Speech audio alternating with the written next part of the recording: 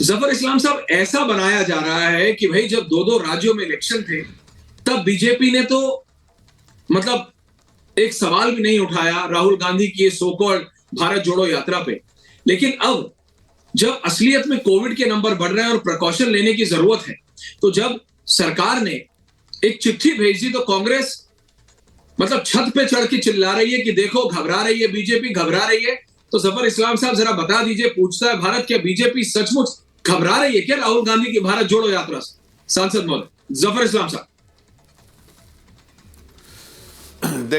देखिए, दो तीन चीज़ें समझनी पड़ेगी। पहली बात कि ये बातें जो भी लेटर उनको लिखा गया, या देश में आज चिंता जो हो रही है, जिसकी चिंता जो है सरकार कर रही है, प्रधानमंत्री जी ने स्वयं मीटिंग ली है, जो स्वास्थ्य मंत्री ने स्वयं मीटिंग ली है, उन सब चीज़ों का कारण है कि पिछले 2 दिन से 3 दिन से जो न्यूज़ दुनिया के परिप्रेक्ष्य में देखिए तो जो न्यूज़ आ रही है, चाहे चाइना से, चाहे जापान से, चाहे ब्राज़ील से, आंकड़े बताते हैं कि कोरोना जो है पूरे तौर से दुनिया से खत्म नहीं हुआ है। ये सिर्फ 1 एकड़ जमीन पर कृषि करके हर महीने 1 लाख तक कमाते हैं। इनसे सीखना है तो फ्रीडम ऐप को अभी डाउनलोड कीजिए। नया वेरिएंट आया है, घातक है, कई लोगों की मौत हुई। सही आंकड़े जो है चाइना से नहीं आ रहे हैं।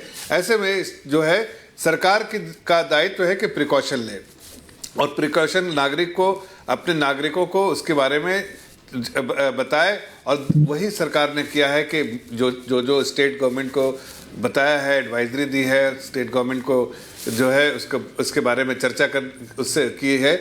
और राहुल गांधी जी को एक मात्र पत्र लिखा है कि आप भी प्रोटोकॉल को फॉलो करें।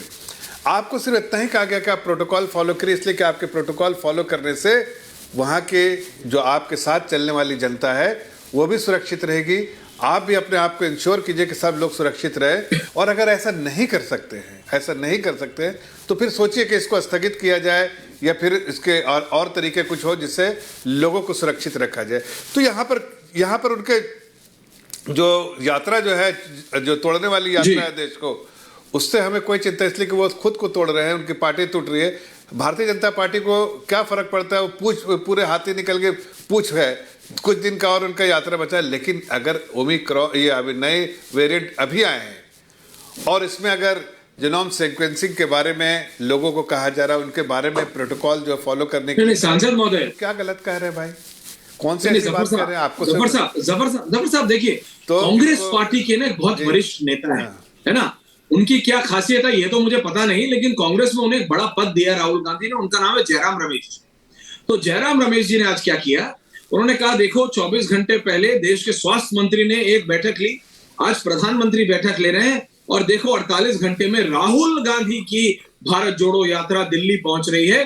तो उन्होंने ये जो मोती पिरोने का काम किया वो शुरू किया स्वास्थ्य मंत्री से, आए प्रधानमंत्री की बैठक पे और कह रहे हैं ये सिर्फ इसलिए हो रहा है क्योंकि राहुल गांधी की बैठक आ रही है। तो प्लीज जफर इस्लाम साहब जरा समझा दीजिए राजनीतिक तौर पे कि अगर बीजेपी को राहुल गांधी की भारत जोड़ो यात्रा रोकनी थी तो तब रोकनी थी कि जब 2 राज्यों में इलेक्शन था, या अब रोकनी है जहां कहीं कोई इलेक्शन नहीं है लेकिन रियलिटी में कोविड के नंबर अंतरराष्ट्रीय स्तर पर बढ़ रहे हैं? इसलिए जफर इस्लाम साहब प्लीज समझाइए।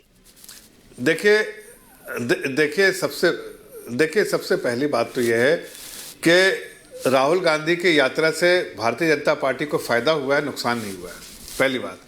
दूसरी बात कि खुद एक कमांडर, पार्टी के कमांडर होने के साथ साथ वो खुद भाग गए हैं। वो बड़े पार्टी के परिवार से है, जिनकी पूजा करते हैं, जिस परिवार की, उसी पार्टी से आए हुए हैं, उसी परिवार से आए हुए हैं, लेकिन वो मैदान छोड़ के भाग गए इसलिए कि उनको हार का सेहरा नहीं पहनना था, इसलिए वो इलेक्शन में गए नहीं। जो लीडर मैदान छोड़ के भागता है वो अपने अगर यात्रा को बोलता है सक्सेसफुल, तो उससे समझ में आता है कि उन्हीं के पार्टी के मध्य प्रदेश के जो कमलनाथ जी पूर्व मुख्यमंत्री, उनके बेटा ने क्या कहा जितना राहुल गांधी जुटा नहीं पाते हैं अपने रैली में, अपने जो यात्रा में लोग, वो एकमात्र यात्रा में मैं जुड़ा लेता हूँ, उससे ज़्यादा जोड़ लेता हूँ। तो उससे क्या समझ में आता है कि राहुल गांधी की यात्रा जो है फ्लॉप शो है। और ये हम नहीं कह रहे हैं, उनके पार्टी के लीडर कह रहे हैं, हम तो कह ही नहीं रहे।